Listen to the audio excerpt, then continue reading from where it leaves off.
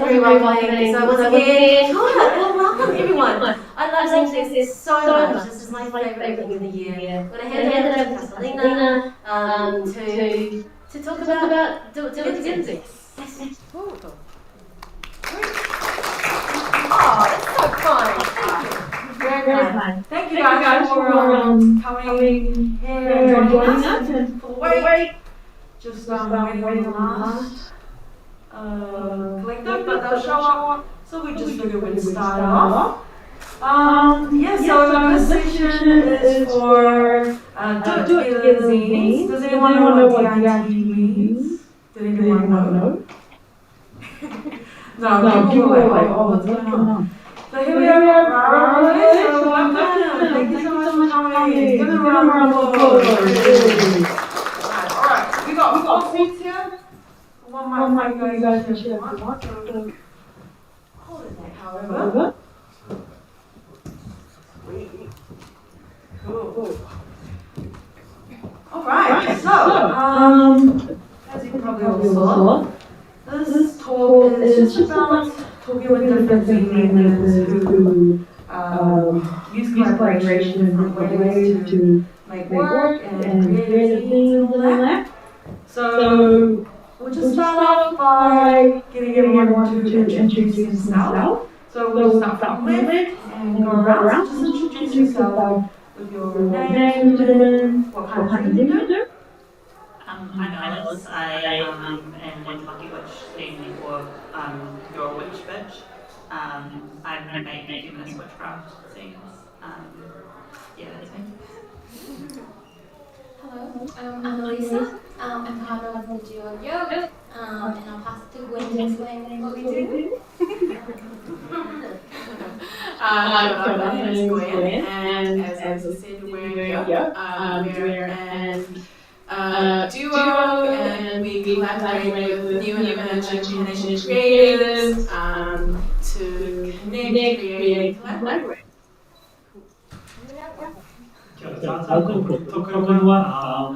I'm part of the 7 people that put together a piece called for Children Yoga. It's floating around sometimes if you can look it up.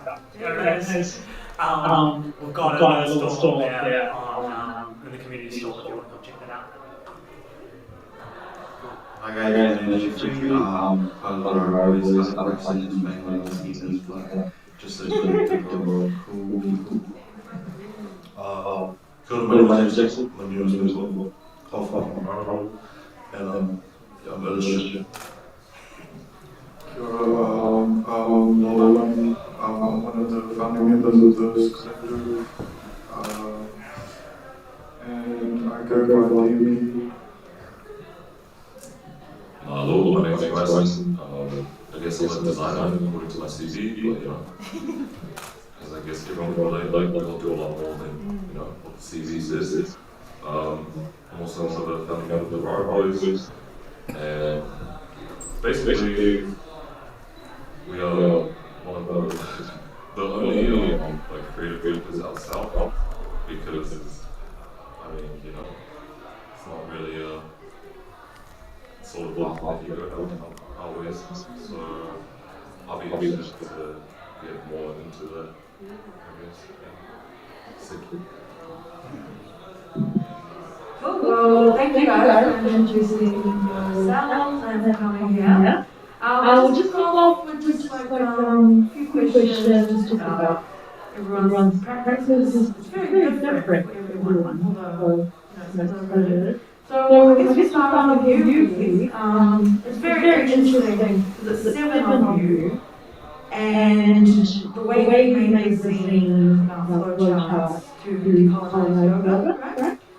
You made it with open source format. How did that work? Where did you get that idea to do that? Yeah, okay, that's a great question. So, are people familiar with open source? Maybe we can start with a little hand raise. Okay, so maybe that's a good place to start. So open source is probably one of the biggest revolutions in tech space that we've seen. The entire internet, the majority of the internet you use is entirely open source. Right? Every time you turn on, you'll be hitting 100 different open source bits of code by people from all over the world that allows that to run. It's not, there's no kind of intellectual property ownership on a lot of what's on the internet, which is quite crazy. But yet it functions and works so well. And beyond kind of the software world, so much of our hardware as well, like Tesla's car is open source. You know, people don't realize that. And the power of open source, so I'm just like an engineer, like a technical designer in the background. So when you do things closed source, there's this huge drama that takes place because you need to protect your intellectual property. You need to hire people at a cost, and they're really expensive, getting design engineers on board to develop your thing, which then means you need to start selling your product at a high price to pay for those engineers. And people are trying to steal your tech at the same time, and it's quite annoying. You've got to hire lawyers, and you've got to hire, you know, all this drama. So, and there's been, like, for example, I had a situation 3 years ago where I designed a piece of technology, and then I get a letter from some random lawyer in Australia saying, oh, by the way, if you produce that piece of tech, we're going to prosecute you, and that tech belongs to us. No, it was just IP grant, and this happens all the time. Just legal teams running after technologists and stealing stuff. So open source created a sort of liberation because it said, I don't own the technology, it belongs to everyone, you can't actually do anything about it, you can't steal it. That was the first thing. The second thing is that, and this only happened once the internet really started kicking off, you kind of realize a lot of people that design things, they design it from the perspective of wanting to do it for the perspective of creating value for society, and not necessarily creating a business or creating some sort of kind of economic system around it. And there are millions of other people around the world that also might share a similar value proposition. So I can create a piece of technology open source, and then someone from another part of the world might go, oh, actually, I really like that thing, and I'm going to contribute to it and help you push that forward. So for example, I wrote a piece of software just as a side project 4 years ago, to help with building designs. And then 2 years ago, I got an email from NASA saying, oh, by the way, we found an error in your code. Here's an update. Wow. Right? And then NASA updated that piece of software, and it continues to get updated and continues to grow with all these people. So that already exists, and it's a very powerful framework. And no private company can compete with open source. It's just so much more efficient, faster, better, effective. To such an extent that open source, sorry, I don't remember around now, but that open source software is now actually being coded onto tapes and is stored in the Norwegian seed vault next to all the seeds. Because if all our kind of technology and human society were to collapse, the protected privatized technology is not actually that valuable, but the open source stuff is, because that's what our world runs on now. So I thought, could we do this in writing as well? So the basic concept was, could we create a piece of text where no one wants it, the public wants it, anybody can contribute to it, anyone can print it, anyone can utilize it, anyone can sell it, anyone can turn it into a business. And that's where the inspiration came from, and there's been several as a result so far that jumped onto this mahi and said, cool, I want to contribute to this particular piece of work. And since then, I think there's been 2 or 3 more that have come on now for the next version, and hopefully my dream is, if this truly takes off in the same way the software world works, I don't have to do anything, but I'll just get the next iterations and the next versions of the book will automatically update over time. Sweet, that sounds amazing. Well, it's definitely sure to say that open source is an important part we should all be getting into. Wow. So I guess something that you're going to do in the future, maybe just print for future distribution, or how do you generally distribute this as a publication? I have not worked that out yet. So at the moment it's just through friends and knowing. So you can get this version online already, and it's free, and there's a whole framework of, you print it yourself, you distribute it yourself, you do whatever you want with it. We just ask that you don't sell it for profit. Yep. Or if you do, you're allowed to sell some profit on a perspective of donations to do a fundraising thing for a community project, that's all good. But I'm hoping, I think there just needs to be a bit of conversation, understanding, and at the moment it's written and it exists in the same platform that the open source software and engineering world lives, so, which is called GitHub. Oh, yeah. So there's a thing called Git integration, and Git integration is one of the revolutions that enable technology sharing and cross-collaboration of technologies around the world. So I use the exact same platform and did it with the text. It's not designed for it, but it still works, and it allows people from around the world to contribute to it. Great. Yeah, so, but because open source is constantly changing, do you expect the text, so you've printed this text version out now, do you expect it to develop and change as it gets more contributors and stuff? So like it's an evolving thing, I guess? Yeah, so that's one, I'm kind of throwing front covers version 1.0. So you've got the version after the decimal points, like the 1.1 will come out next, which will take the updates that come through. So they're called line version upgrades. So you could go up to version 1.400, you know, you can just keep having these line upgrades. And then the version 2, that would then have a step change difference. So maybe they move from just being flowcharts to flowcharts plus an artistic, you know, I could imagine like a flowchart and like a beautiful illustration from an artist that wanted to contribute artwork towards a project. When it starts to get to that level, then maybe that becomes the 2.0 version, and it's a step change variation. Yeah. Great, that's amazing. For those that haven't had a chance to look, would you be able to explain kind of the content or the theme of the zine? What's it about? Yeah. So there's this kind of funny situation in the modern wellness scene where you have kind of you could say the modern Western audience or perspective suddenly taking concepts from other cultures and integrating them as part of their well-being practice, which I think is great. I think it's a fantastic thing. But sometimes mistakes are made in the process, and those mistakes cause harm or hurt to others. The mistakes were not with any intent to cause harm, but they were driven through kind of systemic racism, for example, which is still within our society, and it's not anyone's fault per se, but it's just there. So we can sometimes accidentally cause harm to other people with no intent of causing harm. And this exists across numerous cultures, you know, that coincide with an LTO. So how do you kind of explain that you're causing harm to people when that person is doing everything with pure love and goodness and intention? Very hard. So hard. So we're like, well, we've got to write an essay, you know, like a 10-volume piece on this particular topic. It's so deep and so dense. And it's so embedded with trauma, and I've seen people attempt to do it, and it just turns into this angry dialogue, right? Of frustration and pain. And I don't think it was really engaged in the conversation. So I went to a friend of mine by the name of Yölk. He runs a festival called Revive in Gisborne. It's a wellness festival. The idea is that the new year starts. You've had your New Year party, and you go to Revive, and you just have, you know, yoga workshop, meditation workshop. You just kind of revive and can actually have a good start of the year. And I said, Yölk, it would be great if we could somehow find a way. You know, wellness festivals are one of the great sources of pain and hurt in these areas. I've heard so many stories of people going to them and having to leave after a day, just being like, I couldn't stand it, you know. And as a result, it tends to be a very white, privileged events.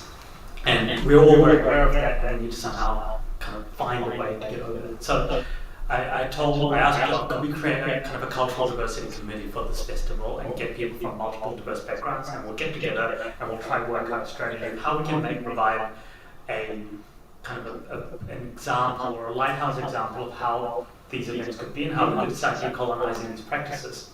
So we all got together, groups from multiple different cultures. There was 5 of us to start, now there's 7. And it was just a lot of corridor, right? A lot of just dinners and chats and trying to work out how best to do it. And then kind of we thought, well, what if we make a big poster made out of flowcharts? And we thought we'll start with a simple but problematic one, and that's the use of bindis, right? So I find it difficult to empathize with this particular topic because I'm not female, but female friends of South Asian descent that have very vocally stated they get very upset when they see people not of their heritage wearing bindis. Not because it's a problem with it, but because when they were children they were very strongly racially discriminated against and hated on for wearing it. So they stopped wearing it, and now that they're older, the same population that abuse them are now capable of wearing it as a fashion statement and get away with it without any sort of pain. So that's that particular problem. So they get very hurt and upset when, even if it's a sparkly stick on your forehead. So we thought, well, maybe we can make a flowchart out of it and just explain where it's appropriate to put something sparkly in the centre of your forehead or a bindi, and when is it not. And it was a cool flowchart. The first, if you ever look at the book, it's the first page, and that became the first poster. And then we made another poster related around sacred symbols. So that's when a friend of mine from a Maori friend, who's one of the collaborators, said, okay, we need to start thinking of how we look at sacred Maori symbols and the utilisation. Like, is it appropriate just to wear it? And then let's just put, and then so we created another one around that, and another one around the use of deities, and another one, and then we moved to lockdown. And then I got really into it. I got really into it. And the next thing you know, we had 30 posters. Wow. So the moment we had 30 posters, we go, well, could maybe just turn it into a zine or a zine. And that's how they came about. Oh. Yeah. Wow, yeah, I mean, I've already had a little flick through all the flow charts, and it's just such a very, digestible way to learn things, and, even things I thought I understood, I was able to understand more, so you guys did a really great job with it. So, I mean, round of applause for that. If you have seen it, it's really cool. I hope to see the next iterations with more artwork too. That'd be great. Yeah, and the amount of work that's gone into it is huge, because the first lot of those flowcharts were not as nice as they are now. Were they like scribbles on paper? No. Well, they started. What I mean is, they started off scribbles on paper, but when we started doing the kind of peer review rounds, we started to realize there's still trauma embedded within the flowcharts. True. So we almost had to take the book through a trauma therapy session and start pulling out all the areas we're like, wait a minute, that particular utilization of wording came from a perspective of pain. True. And we need to start pulling the perspectives of pain out, because otherwise it attacks the reader. True. And we don't want any. Like, a lot of effort was trying, put into not attack the reader in the process, because we know the reader had no intention on causing the harm in the first place when they were doing it. And keep in mind, there's elements of those flowcharts where I read them and I was like, wait, this is something I do. Just because of the diversity of people. Yeah, definitely. Like the cacao one, I was a culprit of that particular, going down the wrong wavelength, and it was one of the Mexican contributors. That said, oh, by the way, this whole modern cacao ceremony thing's a little bit edgy. Yeah. Wow. It's great that you have so many different cultures as well, especially Indigenous practices, which is, it's good to keep alive, sure. Well, thank you, Prageeth. Yeah, and if you guys want to grab a copy, you've got your stall up. It's a community stall, so it's in the North Atrium, just by the stairs, like a little owl shape. But yeah. And there's a copy floating around as well. So if you put there you go. There's the copy out there. Cool. Turn around and have a look. Wow, it made its way from here to there. That's great. Cool. Well, I guess another culture that we have here is also Pan-Asian creatives here. Alyssa and Gwen, who started Yölk, which is a collective for Pan-Asian creatives in Tāmaki, Makoto, is that right? Correct. Cool. So you guys started last year. Tell us a bit about why you started it, because when it popped up I was like, oh, it's very cool, but how did you get this idea? Well, I explained it, so now she can go. This is how it works, we just bounce between. Yeah. So, was it last year? It was 2020. Okay, 2020. Oh, so, sorry. I felt like 2020 was last year. So 2020, I just finished university, and Gwen had also just come back from Melbourne studying there. And we'd come back, reunited, we had like a coffee catch up, and then we realized at the end of the conversation that we were both stuck in this like grey area is what we call it, which is this, I don't know, just this unknown of like, where do we go to next? Do we want to work 9 to 5, or do we want to freelance? there's just a lot of like question marks. And so us as best friends having these conversations, we're like, there must be other people who also are like scared and don't know what to do. And so that's why we then made Yölk, which is, as she explained, a safe space for Pan-Asians to come together and just like talk about, where they're at, like anywhere in their journey. And then that's why we ended up making a podcast, one season only. And then, a festival, and then the zine book. But that's kind of how we started Yölk in general. Sweet. So you guys have been working on it together. I know that you guys are very close best friends from so long ago. How's it been working with your bestie? Has it been a bit of a struggle? Not to start beef, but what's it like? I'm ready. No, I've loved working with Alyssa. Like, what I found is like working with someone that you admire, someone that you get along with, someone that you vibe with. Like, you can learn so much about yourself as well. Like, I feel like collaborating is such a good way of, letting go of your ego and like accepting that like you have to, you can sometimes, learn from someone else and you don't have all the answers. So it's been super great for me to like, hey Alyssa, does this idea sound good to you? And just double checking with each other. I think that's what I've really enjoyed. Cool. What about you, Alyssa? Imagine this is something else. I think because we are in like different disciplines, so we're both creative, but she comes from a film background and I'm a designer. So like us having different skills just like helps us to like bounce between each other. And what you're saying about advice and getting a different perspective or a different view has been really good. I don't know, we make a lot of like, I don't know, maybe we're too nice. So like if someone says something a little bit like our tension is like an old married couple. So we're like, oh, do you want to do this? And she'll be like, yeah, maybe. And then it's like, okay. And then it's like that, but it doesn't like blow up into like an argument. So it's like very civil. Is that how it works? We're an old married couple. Yeah, it's good. So it works. Yeah. That makes sense. Yeah, it's understandable. And because you also want to, kind of keep your friendship going too, but also work well. So that's fine. I mean, who's worked with friends here or like, for business, it can be a bit of a struggle sometimes, but it seems like you guys are cracking on, eh? Cracking on like an egg. We like it. That's on brand. So I got one more question for you guys. So they started off with a podcast series, which is really great, interviewing a lot of Pan-Asian creators, which I loved it. Listen to it on Spotify. It's called Yölk, just on Spotify. Yeah. With the O with the stops. What do you call that? Umla? Yeah. So it's actually pronounced Yölk. Yeah. It has that Swedish. Yeah. Cool. So podcast, and then they did Yölkfest, which was kind of like, I guess, a celebration. What would you say that was? A party. Yeah, it was a party. Party. There we go. It was a party, which is cool. And now they've got this amazing zine with heaps of collaborators. So what's the next step for Yölk? Will you continue with print and zines, or anything else? Good question.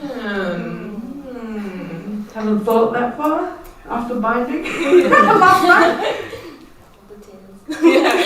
I think it depends on like funding. Oh yeah. How much are you getting now? Yeah. No, I think we'd love to do like a long format. Sorry, no, moving image format.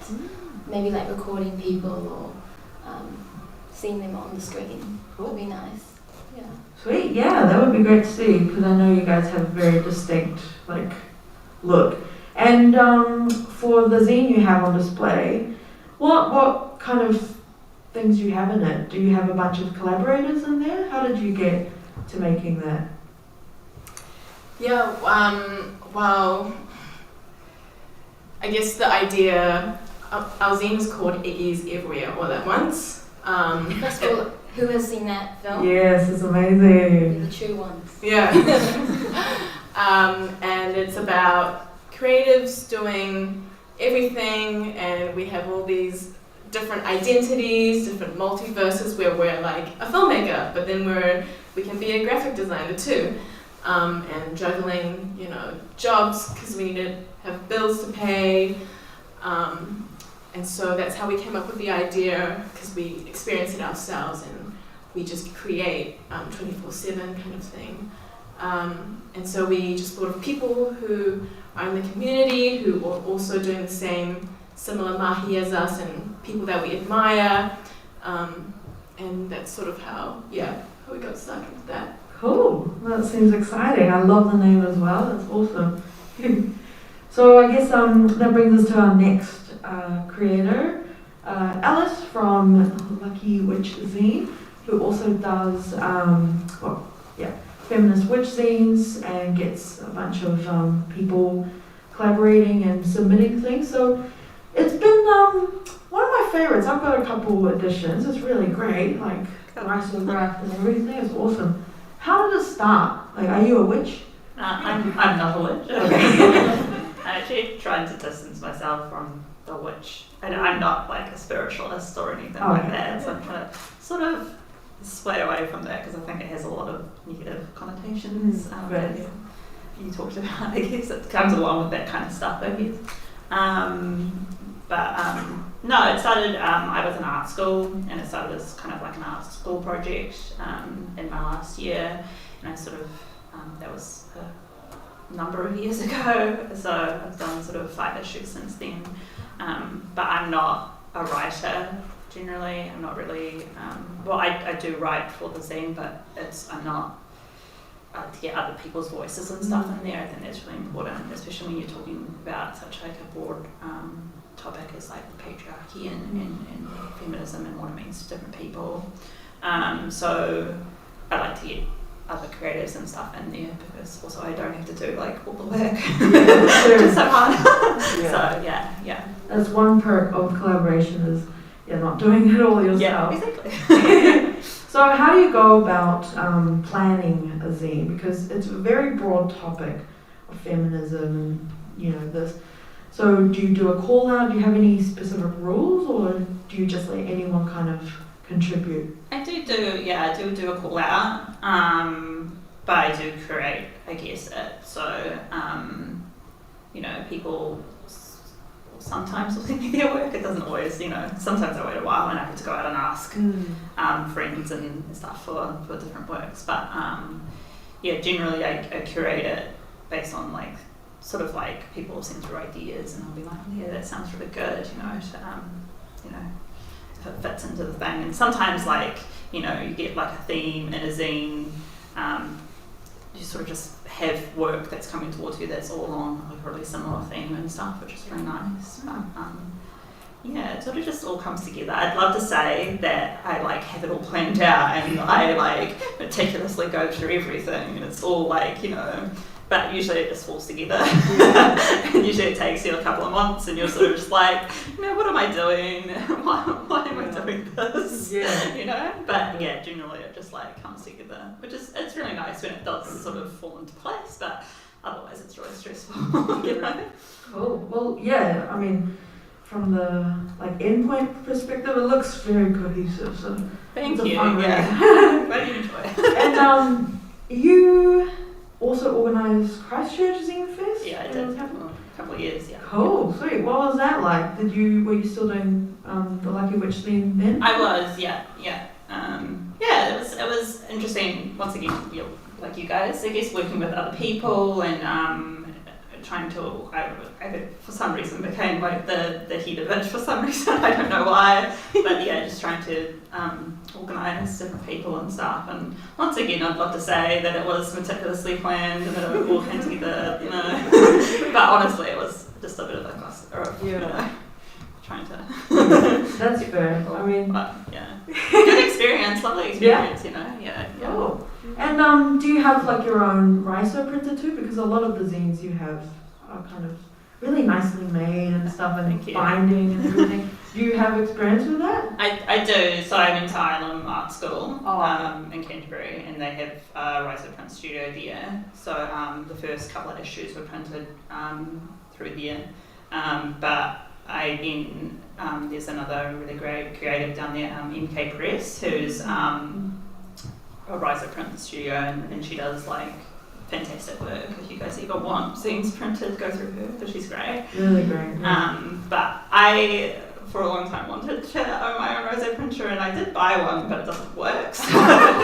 But yeah, I really enjoy the process of Riso printing. I think it's fantastic. I just love printing, to be honest. I love being in the studio and be able to create something like that. It feels very hands-on to me, which I really love.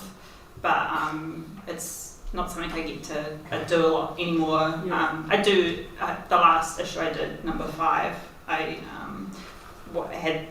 contacted Ireland and went back and printed through them, which was really fantastic. But it was like a 18-hour day though for me, because I had one day to do it. So, but like it was, just lovely, like just really nice. Yeah. Cool.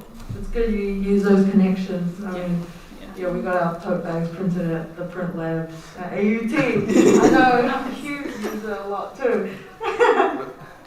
So is there going to be a 6th issue? I'm thinking about now.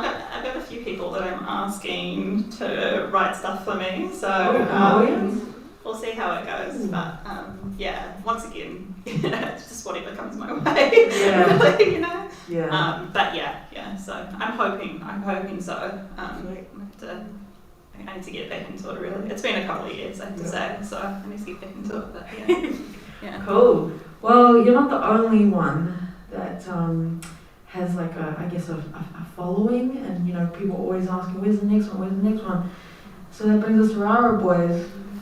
When's the next zine coming out? Where's the next Can we one? get more money? Where's the money thing and time? Damn.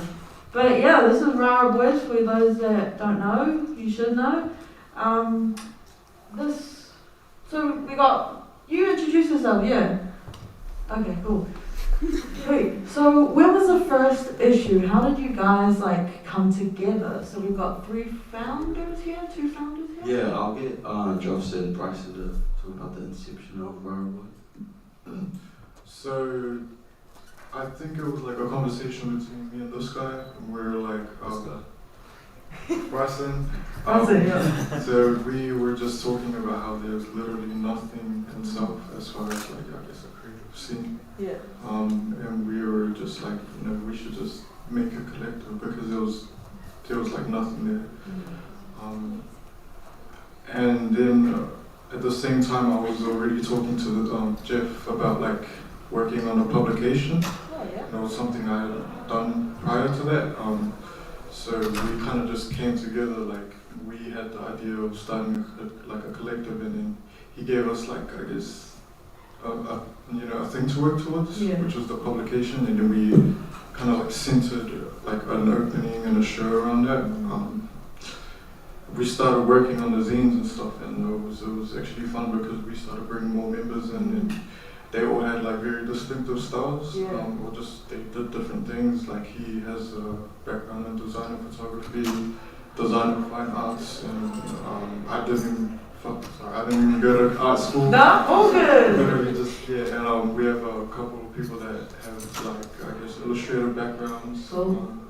So it was kind of a wide range of mediums. And then when we had the show, it was in Onehunga, and it actually felt more like a party than a show. But people still bought the zines, so that was pretty good. And then they bought zines, we sold shirts around it. And this was in 2018. It was a very big turnout, very rowdy, but it felt like a party. I think that's kind of what we liked about it. Wow. Yeah, I mean, when events are organized like that, it just becomes a big party, because everyone just kind of connects, and just so much joy and those things. It's really great what you guys have been doing, and I think one of the notable things is all the different practices you guys have. So you have designers, illustrators. What are other people, creatives you have in your collective?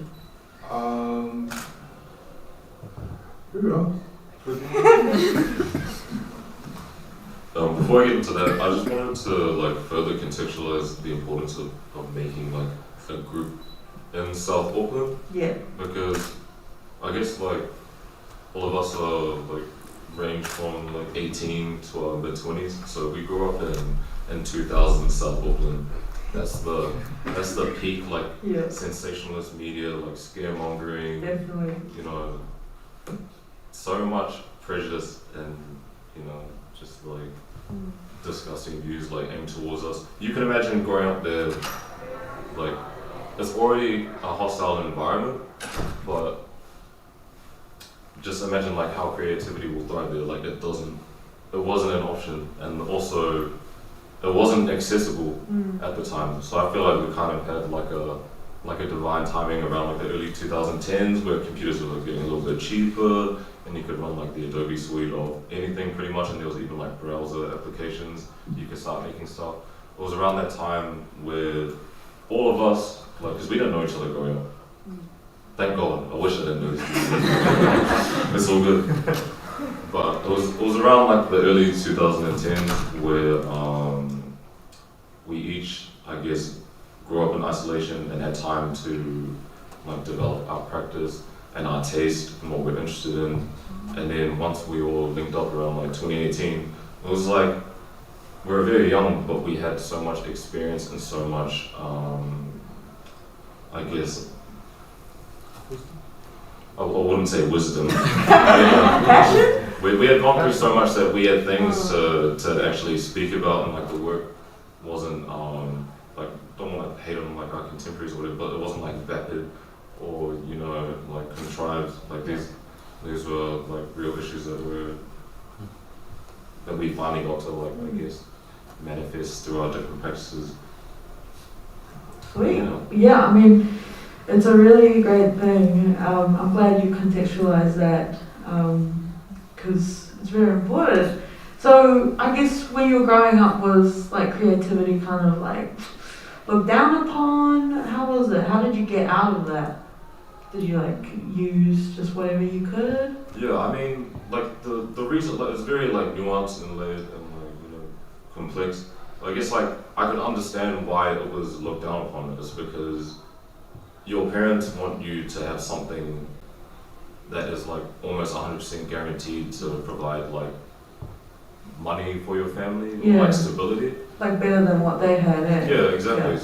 So like we're like the third generation from like the 1960s migrants of like island families who moved here for like a better life, So if you don't have that guarantee, it's like, then why the hell are you doing it? Sort of thing. It's like, why would you take that risk?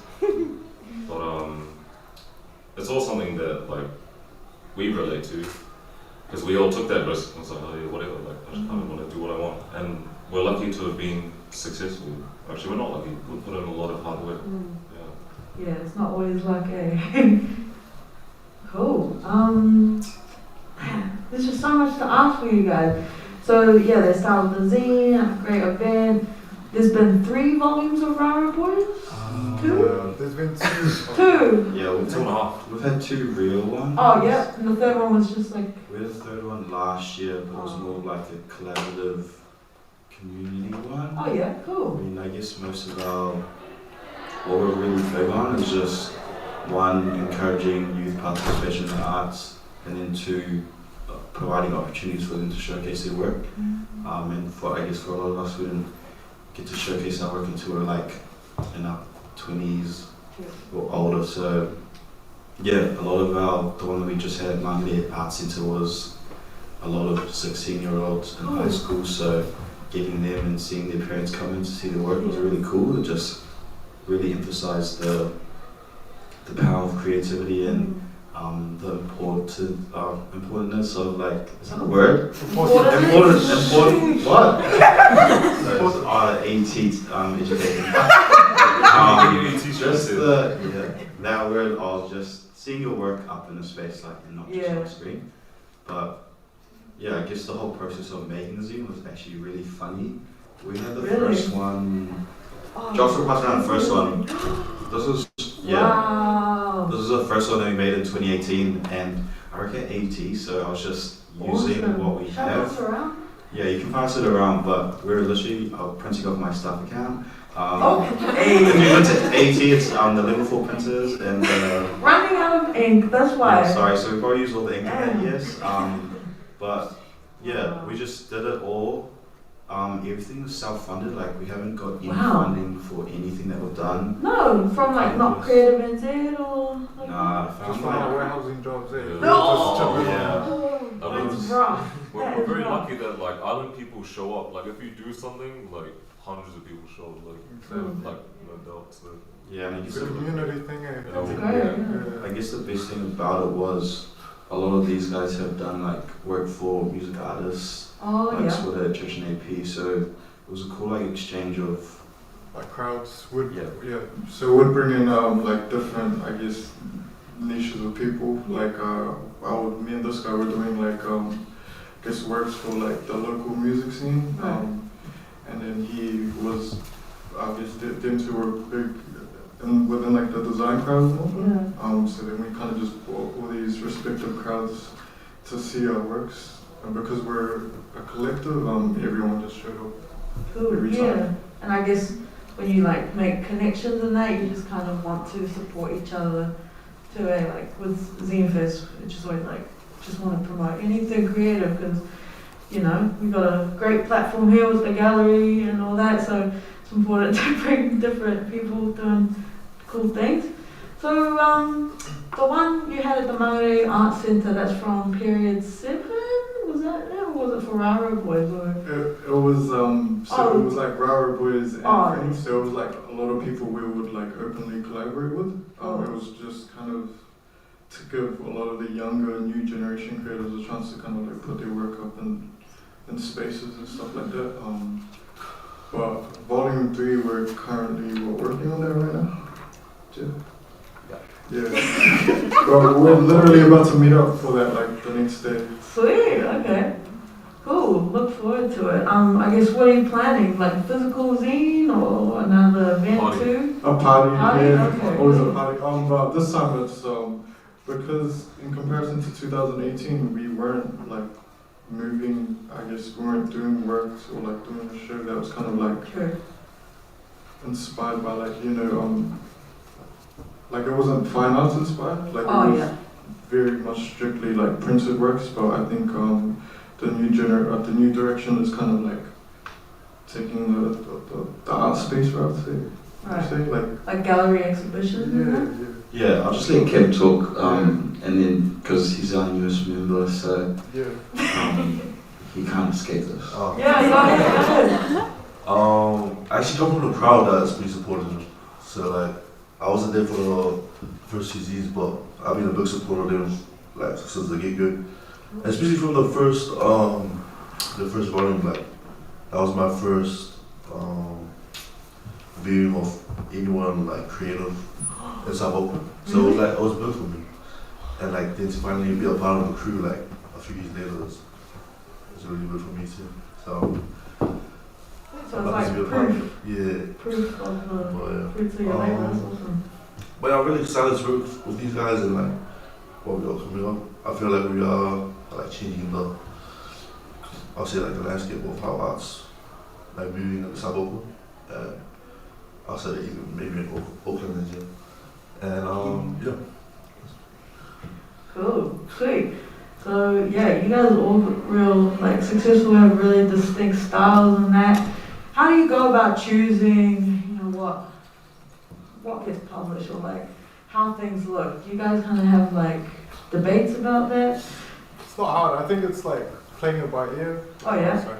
But yeah, it's playing it by ear, like cohesion visually. I guess you kind of like have an instinct about that. We do make it easier because there's like how many of us? Like 10 of us at this point. We try like funnel it through at least 1 or 2 people. He's like kind of like the architect of the group, so like a lot of the works get thrown onto him, and he has like I guess the good eye for like what looks good, and we all kind of just put our faith in them. But I'd say the conversations go through us three and another person that was meant to be here. She. Oh yeah, that's Glitter Girl. Yeah. She is another recent member of ours. Talented photographer. Yeah, she's a big Zine maker as well. Yeah. She does her own stuff. So good. But yeah, I think that's kind of the process. It's not really too much of a conflict. I think everyone just knows to put their work in and I guess hope that Jeff comes through. Cool. Yeah. Makes sense. Damn, alright. Well, okay. You guys seem like everyone has an easy time collaborating, which is cool. I don't know how you do it. I'm all good, but I guess it'd be good to get some tips from every one of you. Like, what's your number 1 or 2 tips when working with different people, and especially creatively? Because it's such a subjective thing. So who should we start with? Give a little time to think. Alice? Any tips from either? Or just your life? I guess it's about like being open-minded to other people's ideas, and just also accepting and understanding of like other people's perspectives and stuff. Yeah, I think that's the main thing. I know that's really hard. And also communication, I guess. It can be hard when you're in it, but you know, just like taking on anything and yeah. Sweet. Very important, yes. I totally agree with being open-minded. I think a top tip is being pumped about it. Like if you give off like a really exciting energy, then like you'll receive what you get back. Just being excited and nurturing as possible, and kind. Yeah. Similar answer. Have fun. Like, don't take it too seriously. It's trust and similar to her answer. Like, if we vibe something, then that vibe will vibe off. We're using a lot of vibe today. I think a lot of creatives are really good starters, and I think finishing is one of the biggest challenges. Good point. And this is through every single creative discipline that I've ever seen. And where I've had a really good time is I'm a chronic finisher. So there's not many of you. And there's not many of you, so I'm very highly valued.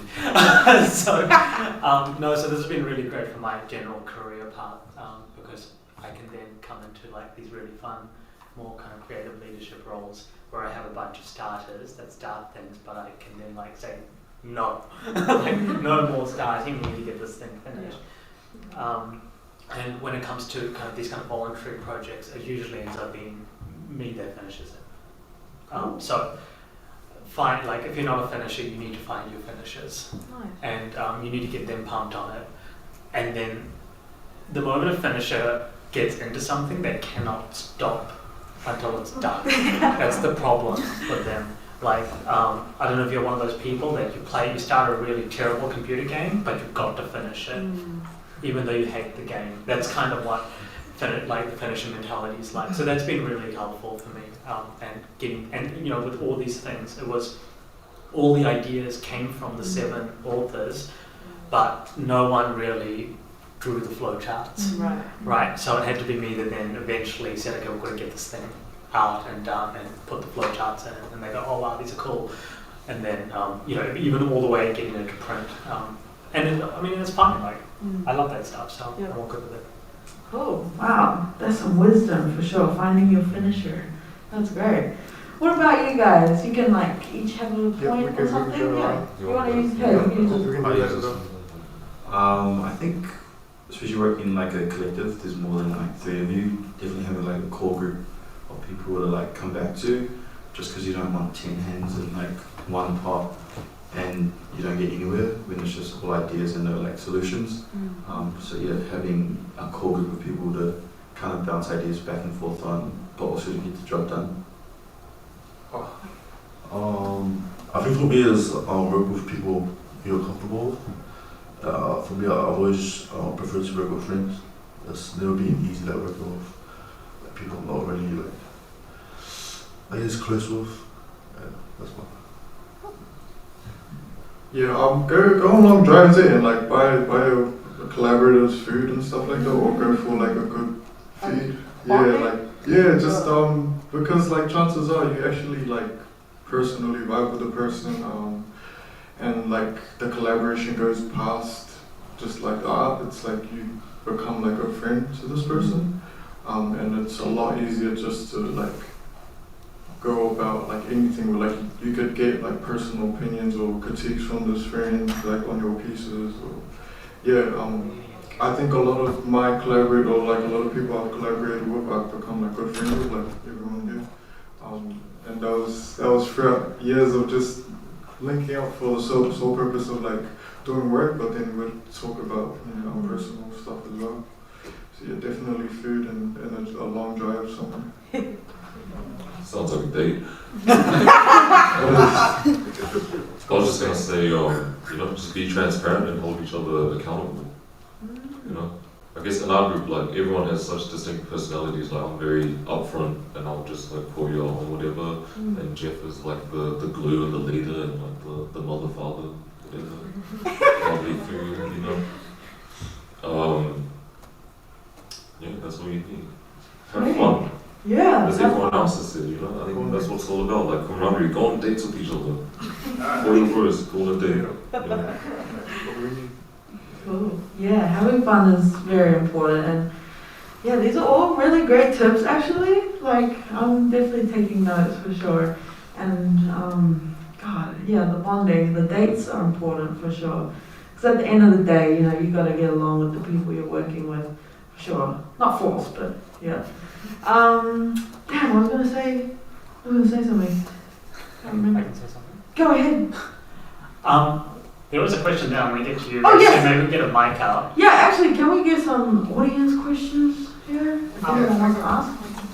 But in the meantime, if anybody wants to collaborate on that piece, it's like open to anybody in the world to collaborate on. So if you want to contribute a flowchart, you don't have to write the flowchart, but even the idea, there's a whole platform around for just saying, I had this particular traumatic experience and I would like, or I found this and I think it's a bit dodgy.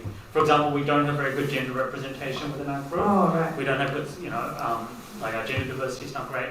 There are certain elements of culture, like we don't have good East Asian representation. We don't have good, we could have better South American representation. I agree. Better African representation, for example. So that's the. Sweet. Alright. Yeah, go ahead. Thank you. Just wanted to say this is like really cool that you guys are doing this. And yeah, I'd like to hear more stories. That's me. My name is Dylan. Nice to meet you guys. How's everyone doing? Good. This is my friend Zach. Hey, Zach. He doesn't really know his identity yet, so yeah. What do you guys think? Like, what do you think, bro? No comment. Oh, this is where you speak. This is literally the place to speak, but everyone here is your friend. I'm good. Oh yeah, sorry. My question is, I'm sorry, I'm just a bit nervous because That's okay. everyone's like watching me. Oh, don't worry. Could you guys maybe like? Yeah, I'll look on. Thank you. Thanks, guys. No one's staring at me? Nope. Okay. My question is.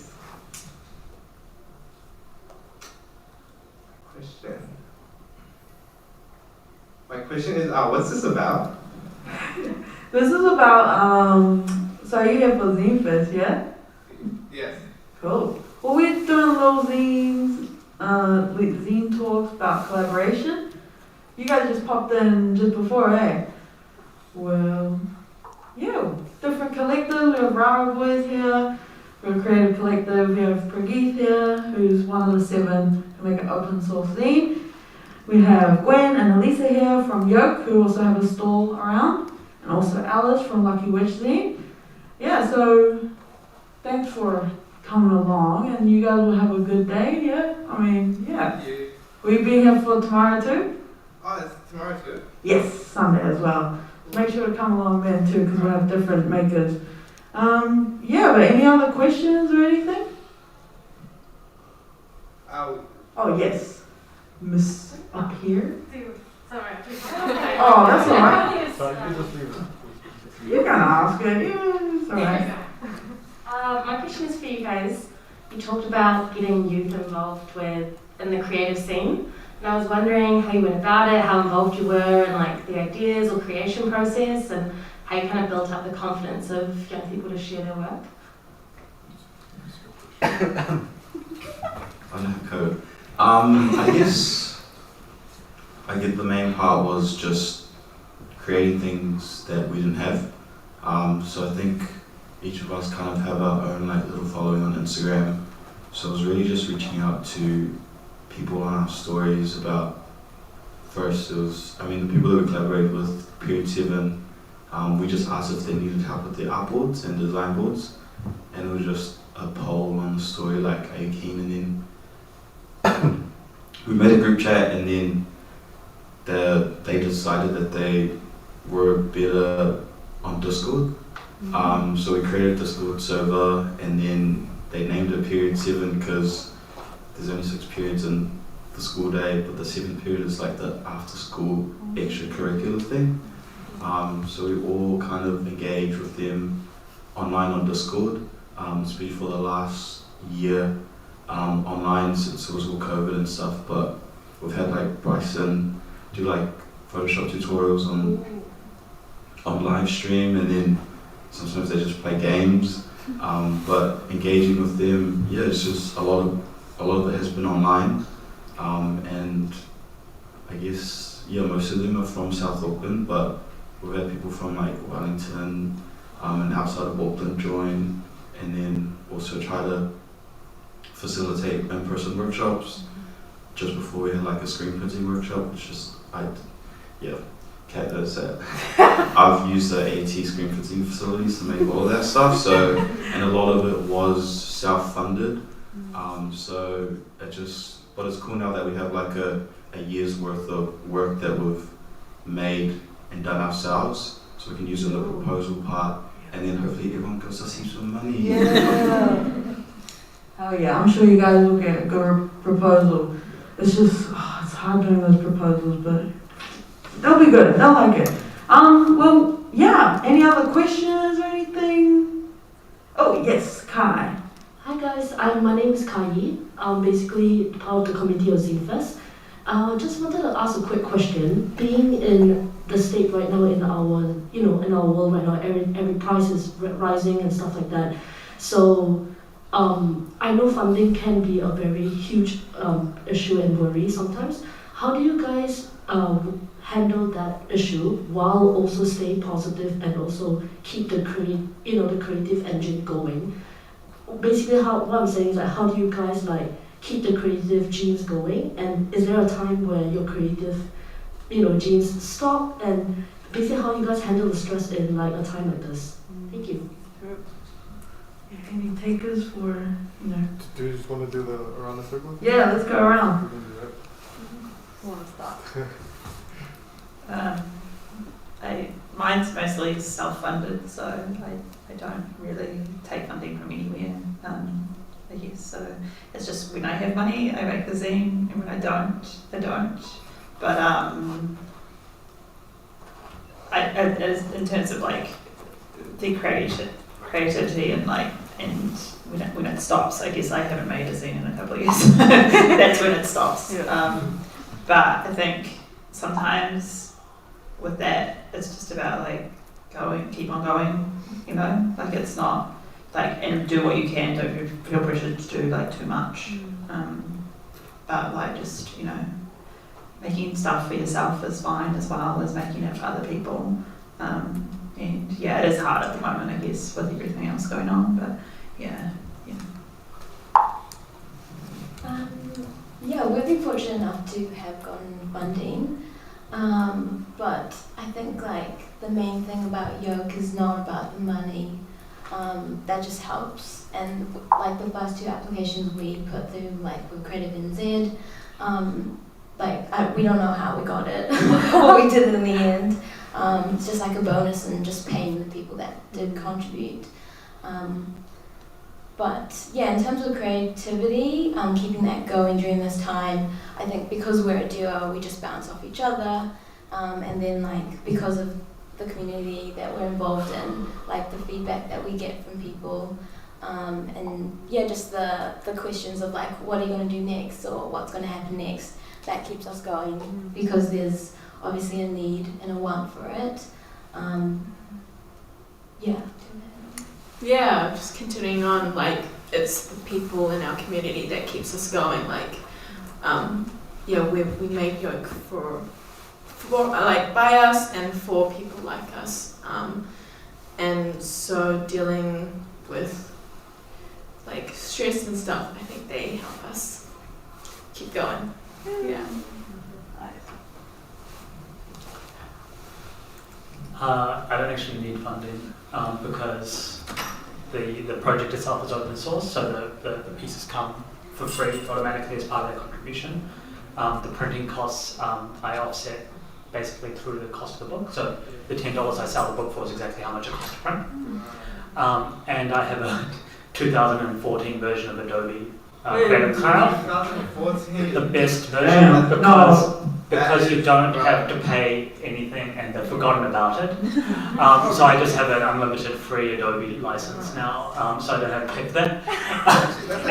And there are some minor costs that are included within it, like you just need to get that first, $1,000 to get your 100 prints. So I just self-fund that bit and then I recover their cost over time. What about you?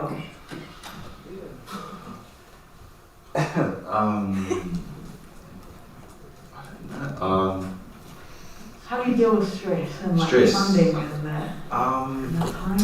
Just have a 9-to-5 job. Everything at the weekend. But yeah, I'm like very fortunate enough to like have a sustainable like income to like fund everything else, and whether that goes to like printing or like food. These guys just sometimes hang out at my house and just, I think at one point we were just eating like chicken nuggets and watching our favourite problematic show, Brotown. But yeah, just being realistic about where that money's coming from, whether that's working 9 to 5 Monday to Friday and then doing all the cool stuff on the weekend, just having something always to fall back on, I think lessens the stress. For me personally, it was always like that, like find alternatives to those. It was sacrifice like working in certain spaces when like making a while, but it's just always finding a way. If you're like really like dedicated and like want to get it done, you'll find a way. Yeah, definitely take breaks. I think that's probably a big thing that should keep you going. Never invest in that idea that you get burnout or creative block. You almost deny that. I reckon that's a personal thing. I don't think it works for everyone, but yeah, like that shouldn't exist. Sorry, excuse my language, but like that's pretty much it. Just a social media-based multi-tier marketing scheme. Get that funding now. I'm not sure, I feel like everyone has already covered the funding thing, but I guess in dealing with stress and creative block, I guess coming up through like a design background, I don't have the option of not feeling creative today if I'm going to work. I can't just turn up and be like, oh man, not really feeling up to it, and then turn up to a meeting and have nothing. I guess like we have lots of like processes to deal with that, and like generative stuff. Yo, question. Yeah, another question. I'd just like to state mine as well, like what I think is a good alternative when you're stressed about art. So can I? Yep. Go ahead. Someone pass the mic. Do you want a microphone? Sure, why not? I like to highlight microphones. Alright, So I'm an artist as well. I draw a lot of like comic strips and stuff. I think when I hit like a roadblock, like an artistic block, what I like to do is I like to put on rain noises for 8 hours. It's really good. It's relaxing. And then I like to go outside, have a walk, breathe in and out. And what I like to do is, because I like the genre of fantasy and stuff, so I like to look at leaves, flowers, and those, I can imagine them being these cool creatures from these different worlds, and write a story about that. Called I came up with this one. It's called Alice in the Wonderland. Oh yeah, you did an adaptation or something from the original? Adaptation? Cool. Yeah, it's Alice in Wonderland. That's some good tips. I think a walk is always good, like you said. Breaks are really good as well. Yeah, and just like scribbling on paper, you can come up with cool shapes. Yeah. Try that one. That one's a good one. Sweet. Do you have a stall here, or are you just kind of chilling? I'm just viewing. Oh yeah, nice. Well, I hope everyone kind of took notes of these good tips and stuff. Thank you guys so much for coming to talk about this. Like, really great to have you guys too. And yeah, enjoy the rest of the Zinefest. I think it's actually almost done, eh? Yeah, we've got 5 minutes left. Oh my god, okay, well, Gotta get up there. that's alright. Yeah, thank you, a round of applause for everyone.